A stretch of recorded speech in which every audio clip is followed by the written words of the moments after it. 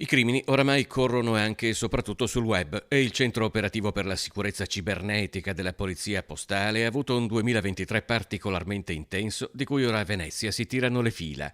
In particolare sono stati trattati 154 casi di pedopornografia, con 43 arresti e 125 denunciati.